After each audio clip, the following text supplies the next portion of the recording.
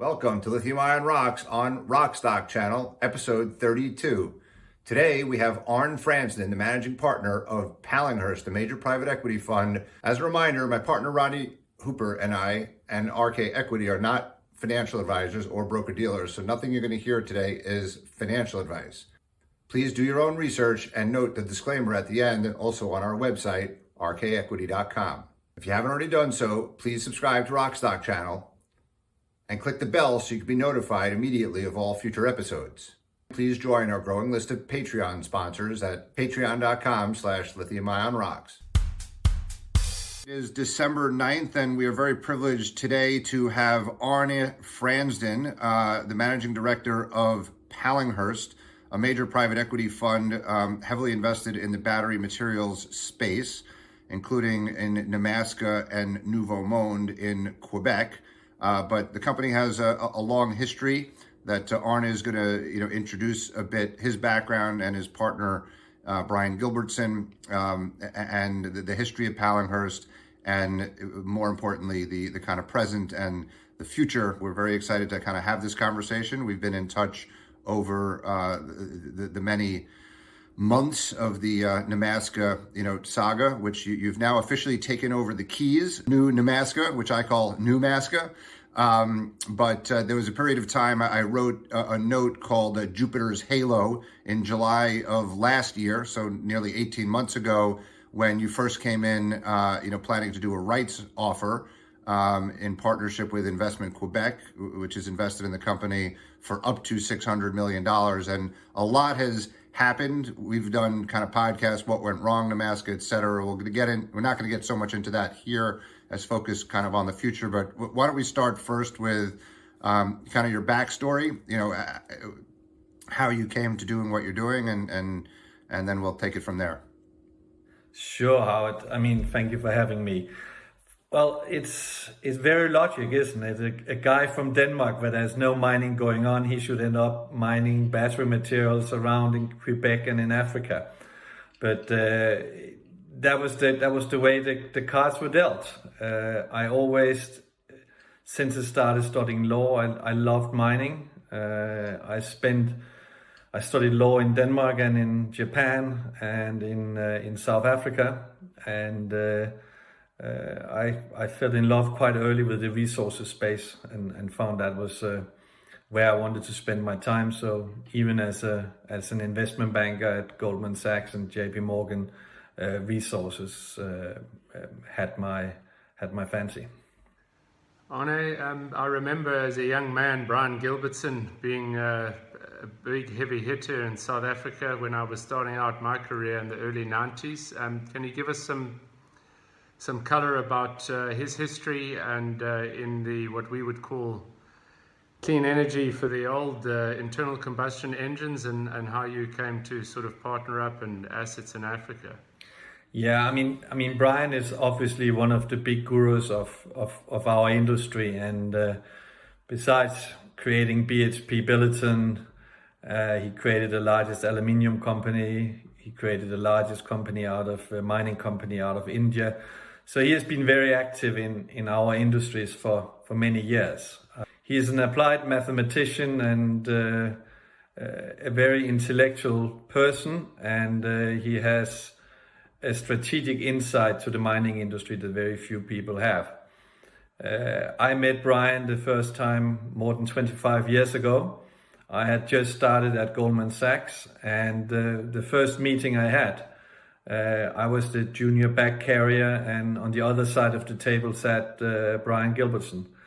And we have been in contact, and first when I stayed in banking for 12 or 13 years, I worked with him on a number of different transactions, and then we ended up where we together created what at that stage was the largest black-owned company mining company in South Africa, called Inkwala. And I was the CEO, became the CEO, and Brian the chairman. And after that, we decided on creating Pallinghurst together. And we are still together, and our partner Andrew Willis is there as well. We started off initially raising $2 billion, which we put to work in a number of mining companies. We've been in Australia, in Canada, also before now, and in Europe and obviously Africa. We have had a number of successes. One of them was in manganese. So we made that investment, and over the past decade, it really came from a piece of felt to today, one of the largest manganese operations in the world, the lowest cost quartile, and it will keep on producing manganese for the next 60 to 70 years at least.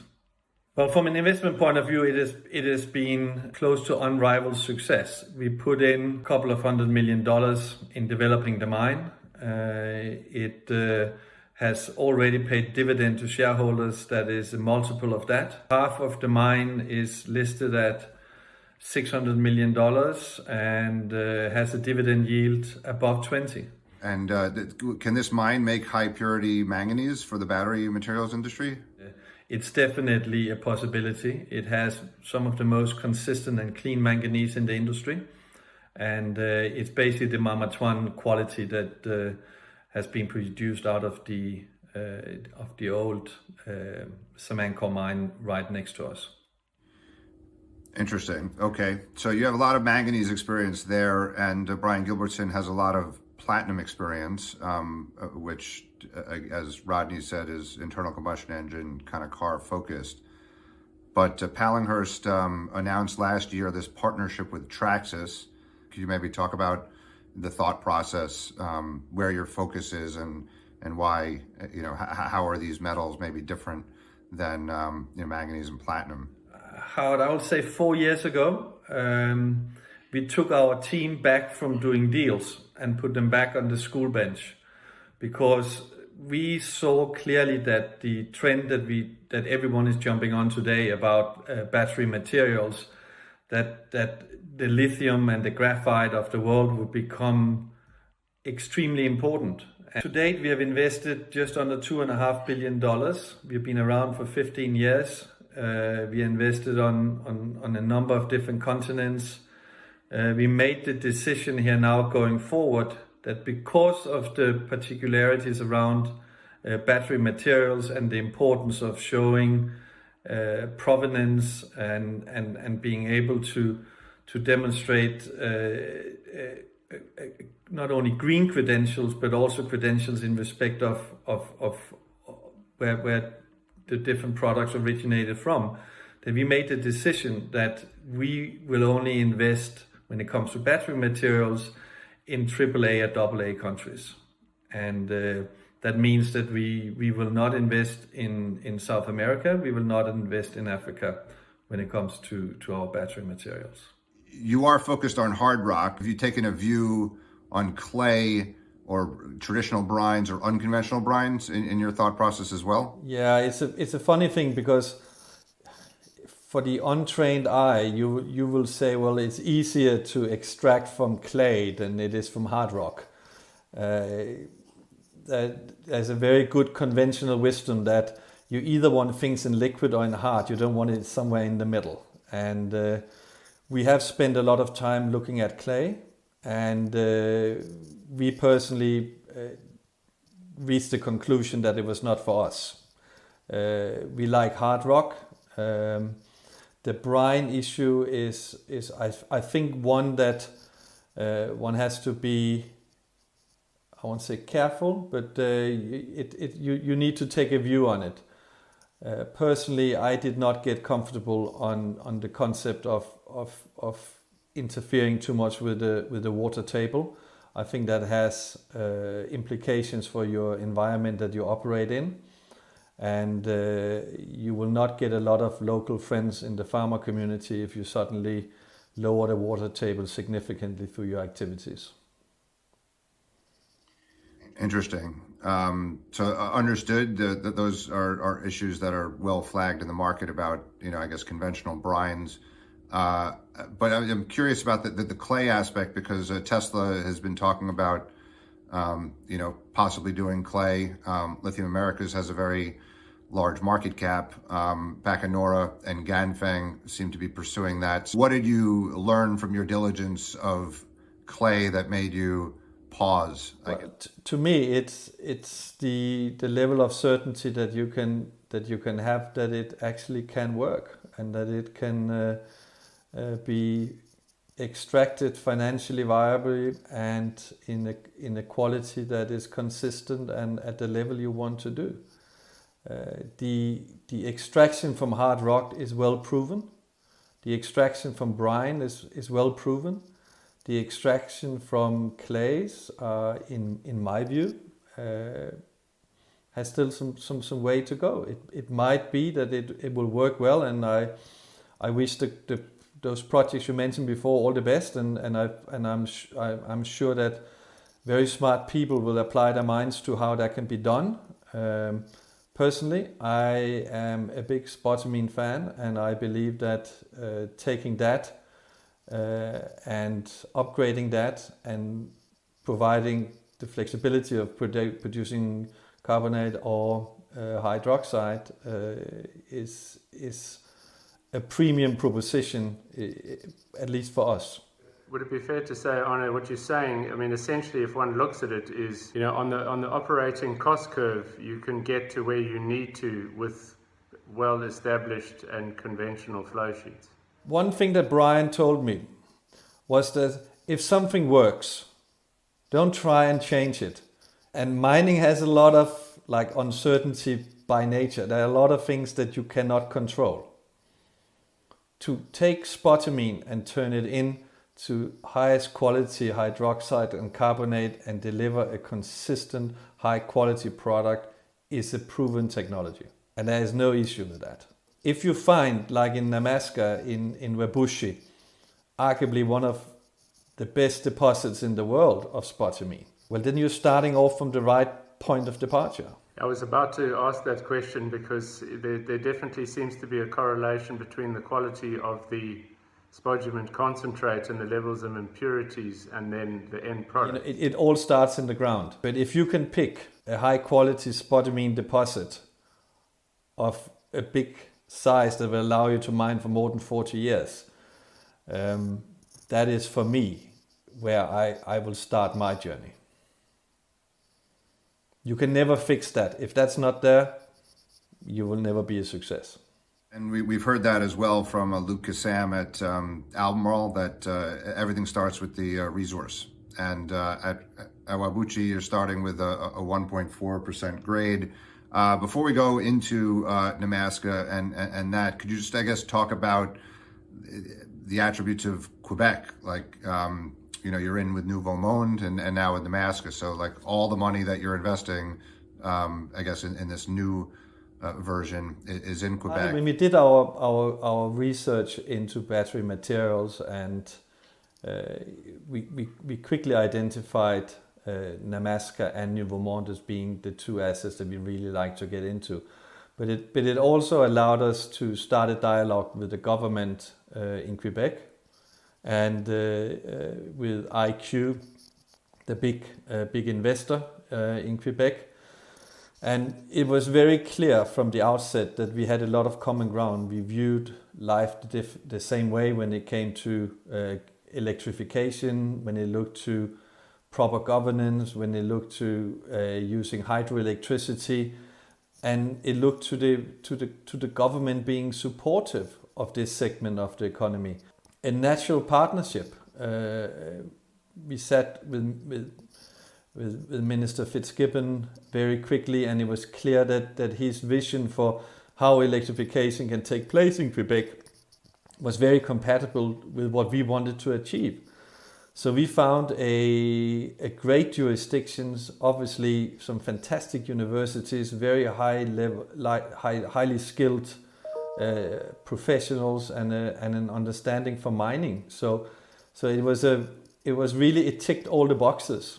And the more we spent time there, the clearer it became that this was really a premium jurisdiction for us. And it was also a jurisdiction that where it was generally exciting. We had some real world-class assets. And if you then put that with Hydro-Quebec and the ability to deliver zero carbon footprint electricity, you suddenly got some tools where you can create something really spectacular. So on Nemaska, you came on the scene in July of last year. You were going to backstop a rights offer, I think at 25 cents. But then a lot of events unfolded and the company ended up going bankrupt. I guess what happened, it was always subject to due diligence, the rights offer. So what did you uncover, I guess, in the diligence from the time of the rights offer announcement to the time of, I guess, the bankruptcy, and now it's 18 months from your first coming on the scene that you actually physically are taking the keys? We spent typically 6 to 9 months doing due diligence. And our philosophy is it's not a question about how much we invest initially. Whether we invest $1 or $1 billion, it is the same thing we go through. But then the company will also get a financial backer that is not skirmish, and if things doesn't go right, because guess what, in many mining projects things are not going to go right all the time. So we go in and we are in for a penny, in for a pound, and that's how we conduct our due diligence. So it was quite unusual in the Nemaska situation that we went out and went public about what we want, that we were interested, because typically we would have done our 9 months due diligence before it became public. So everything was always subject to due diligence. And as we did our due diligence, it was very clear that in Babusha there is an absolute world-class asset. It's also very clear that the P1P plant that is producing the hydroxide has demonstrated the ability to produce something that off-takers would really like, and off-takers were willing to enter into agreements with. It just became very difficult when there were a number of agreements that were not commercially viable from our point of view. Some of them were off-take agreements, some of them were financing agreements, some of them were undertakings to deliver spodumene, where maybe it would make more sense to take it up the value curve. So there were a number of decisions that simply made Nemaska, from our point of view, uninvestable. And it is very difficult. I mean, obviously, if the company needs a significant amount of capital, and you mentioned that it went into a CCAA situation.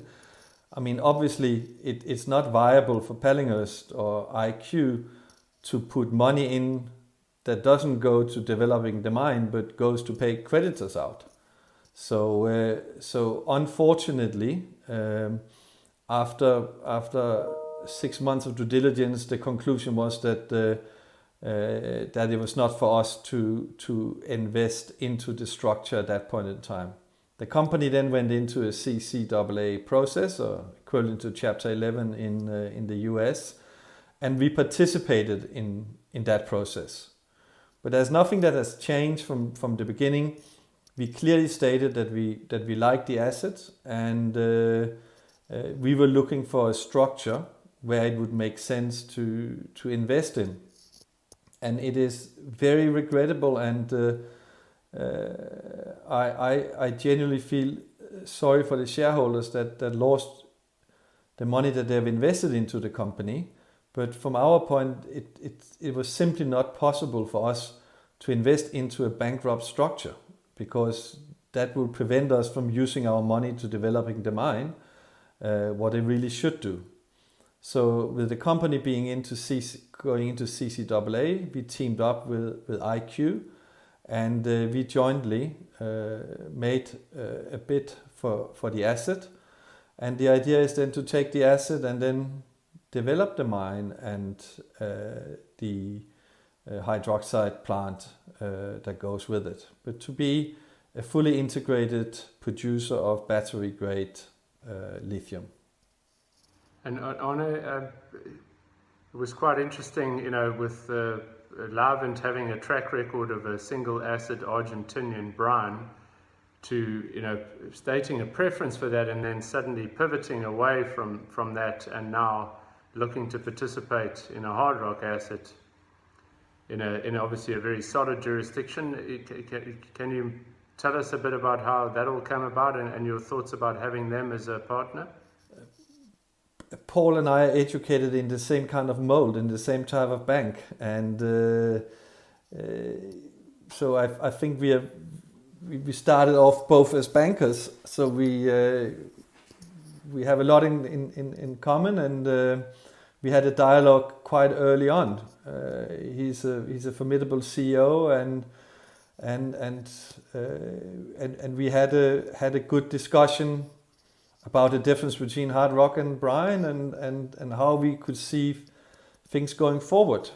You can't take away from Livent that Livent and its predecessors have 60 years of experience when it comes to producing lithium and battery grade lithium, and that is some very good skills and some very good knowledge to have, and it became quite clear that we would benefit from working together, and for that reason we invited them to become an investor with Pallinghurst into the asset that Pallinghurst and IQ have a 50-50 partnership in. So they became an investor into Pallinghurst, and they are our partner now as we take it forward.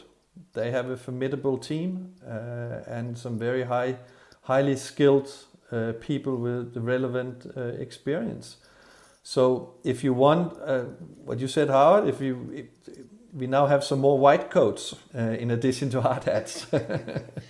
Yeah, and now we have two silver tongues from Goldman Sachs. And Arne, in terms of capital commitments, what is Pallinghurst in for now that you've got Livent in as well? If I was a betting man, I would say that today $1 billion will be required. 50% of that's IQ, and then the other 50% is half you and half Livent, right? So does that mean Livent's in for $250 million? But Livent is an investor with Pallinghurst. So if I say Pallinghurst is in for that amount, that also includes any contribution from Livent as well. Of course, we love IQ to be in for 50% going forward, but it's not really their model to put that high amount of capital in. So I cannot talk for them, but I wouldn't be surprised if they would be looking to us to provide a significant part or the lion's share of the capital that will have to be put in. We have a 100% track record in Pallinghurst that projects we invest in, we bring all the way to production and all the way to nameplate.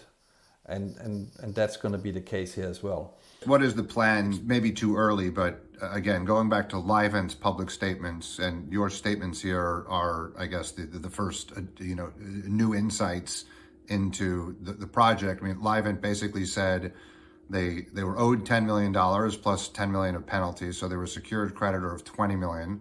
And they said over the next 6 months, they're going to invest like $10 million or so, up to $10 million to, I guess, optimize the mine plan over the next 6 to 9 months. They hadn't made a decision which technology to use, whether or not they do carbonate or hydroxide. So there was a lot of to be seen in the future. So any additional kind of color, like $1 billion, is that for 20,000 tons? Is it 40,000 tons? Is it hydroxide? Is it carbonate? Are you going to use Nemaska's process? Are you going to use something like a sulfate-free, like Odutech or something else? Or is it going to be in Shawinigan or somewhere else? Could you add any color to that? Well, Howard, you ask exactly all the right questions, because these are... And I just want to remind you, I got the keys last week, okay? So if I had all the answers to that right now, it would be pretty formidable. These are, of course, the questions that we need answers to. I did, of course, know what Paul said in the announcement of their quarterlies. It has been very clear. Pallinghurst has been doing due diligence on this asset for 18 months. So we know the asset, I think, relatively well. We understand the challenges. For us, it starts, in some way it all starts in the ground, as we talked about before. But I actually like to put that on the head. What I said to the team was there is one customer for the mine, and that's going to be the plant. So now we're going to determine what kind of plant are we going to have, how big is the plant going to be, when is it going to receive its material. When we have all of these answers, then we go back and then we start saying, in Wabushi, what do we need to mine in order to feed the plant? Because you can import spodumene and then put that in the blend. But if you want to have a consistent and a very homogeneous product at the other end, the benefit of having it all coming from one source, going through to one process and delivering something out at the other end is quite significant. So from our point of view, the mine will produce the tonnage that is required for the plant. And whether that is going to be the 37,500 100% hydroxide, as was the latest, just remember that plan has also changed a number of times within Nemaska's history. I mean, they were initially going to sell spodumene, then they were going to do spot, carbonate and hydroxide, then they were only going to do hydroxide. So those are the same considerations that we are going, or we need to form a view on. So the first question, I think you're right, is what about the technology? There are a number of IPs, there are a number of great benefits in the technology that where we have acquired the IP to that now. And we have a P1P plant that obviously has produced quite a material amount of material, which has been tested by off-takers and they like it. So we come from the premise that this is a very good technology. However, if you are about to invest up to $1 billion in a project, you kind of should look around to be absolutely 100% sure that this is the technology that you want to use. And there are a couple of alternatives, and we will benchmark all of the different technologies, and we will make a decision as to which one will be the best. And it doesn't mean that we can only do one. Just remember that. We don't need to build a plant tomorrow that is 37.5 or 40 or whatever it is.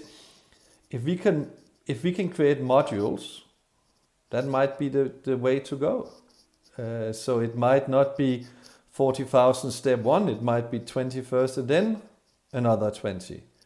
That is what we together with our partners will sit down and determine.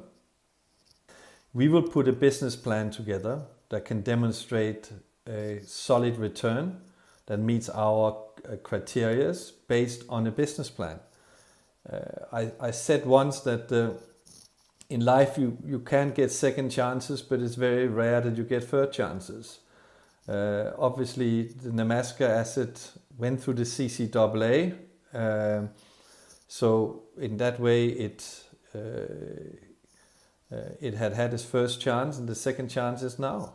And we will do our utmost to make sure that it's becoming a great success and it becomes a fundamental element. I don't need to tell you the importance of lithium, but a critical part of the battery materials platform in North America. And we believe that Quebec has a lot of the attributes that could make that very successful.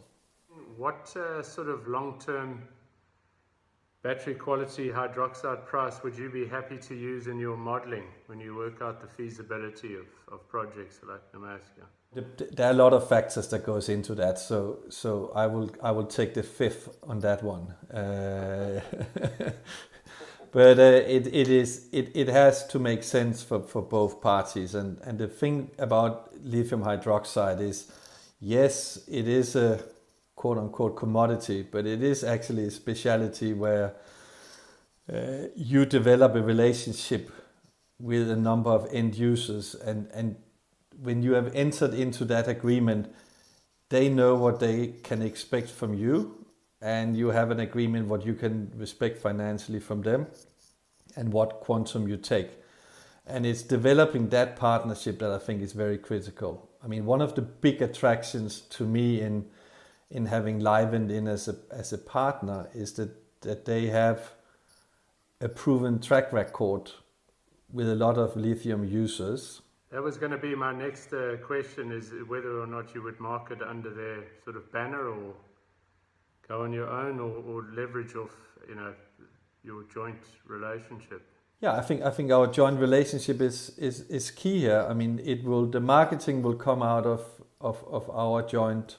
It will not be through them, so it will be our joint effort. I mean, it's interesting. You clearly see it the way we see it, and how the major incumbents continue to reinforce the theme on their quarterly calls. Is there's definitely a situation where it's not simply you put it out, widely for sale. It's definitely working with, building partnerships with downstream customers and who have very particular needs. I understand, they're different from one another. So it's definitely a partnership all the way down the chain. Yeah, it really is. It's bespoke. If you can create that special relationship with an end user, that means that the quantum, we have certainty as to the quantum that is going to be delivered. We know exactly what quality they want, what impurities they are afraid of, and what they need to put into their quote-unquote black box when the batteries are being made. And if we can deliver that and take uncertainty out, and we can deliver it just again out of Quebec, where it is all using hydroelectricity. It's green, it is sustainable, and it is.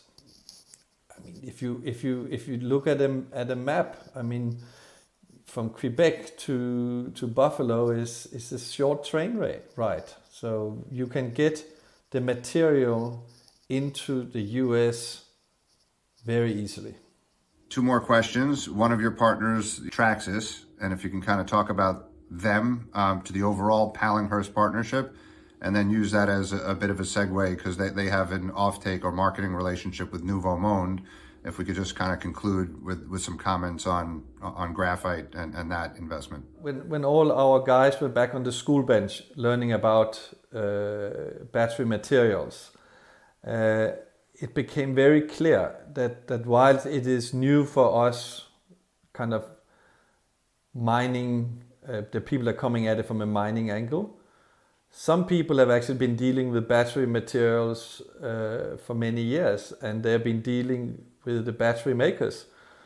And Traxys is one of them. I mean, Alan Doctor, the chairman, is called Mr. Cobalt. He's trading more than a quarter of the world's cobalt. And Mark, the CEO, is Mr. Nickel. So you suddenly have a company that already making those deals with the battery makers. So we are coming from it from a mining, private equity, processing part of view. So we can take it up the value chain to a certain point. But suddenly to add a Traxys to it that actually is dealing with the last link, which is the interaction with the ultimate customers of the products. We found that a very fruitful discussion. So we had a number of meetings in New York, and it really started 2 years ago where we started discussing this. And first of all, they are a fantastic group of individuals, very dynamic, very forward-looking, obviously extremely smart and knowledgeable in the area of battery materials. So it was a natural in some way to form a partnership with them. Okay, and Nouveau Monde, if we could just talk about that. You've been invested, quite a bit longer already in Nouveau Monde. If you could just kind of talk about I guess how you entered that and your view on overall the graphite investment and market. So we identified two areas where we believed that we could make a difference, and one of them was lithium, and we had talked about that, and the second one was graphite.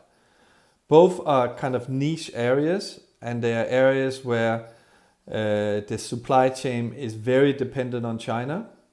And I don't form a view, I'm agnostic about that is particularly is China, but there is a high concentration in one country. And I think that whenever supply chain management comes to the forefront, to be reliant on one jurisdiction bears certain risk. And we believe that in creating a supply chain that can supply the battery materials and is based outside of China, that there is a benefit in that. So graphite, when we came out of the school bench that I mentioned before 2 years ago or 3 years ago, we went around and looked at pretty much every graphite project known to mankind. And again, we got intrigued and fascinated by Nouveau Monde. It has a very, very large deposit. It will be the Western world's largest producer. It has a very high quality. And again, when it comes to graphite, it's not about what grade is in the ground. It is how easy can you get it from that to 99.95% purity. So it is the journey, whether you start at 5, 6 or 20% is kind of inconsequential. It's how easy is it to work with to get to this high purity. And the thing that we really liked about the flakes coming out of Nouveau Monde was that they are some of the best that is known, and the ability then to add further value to it through spheronization, purification, and coating ultimately means that it is building blocks that are enormously consistent and of very high purity. So again, we have now in the making a 100,000 tons operation in 2 hours north of Montreal, and we now have a plan for beneficiation to take place in Bécancour on the Lawrence, again where one of the partners that we have there is Olin Chemicals, which are producing big chlorine player. And instead of transporting chlorine up to do the beneficiation up at the purification up at the mine site, we are bringing our graphite down to an industrial area where there already is a big chemical plant, so we don't need to transport chemicals. And we will initially put our plant within their facility and ultimately next to it with pipelines going in and going out again. So it is managing carbon footprint, and it is managing risk around chemicals, and ultimately it's about producing a high quality, consistent product for decades to come.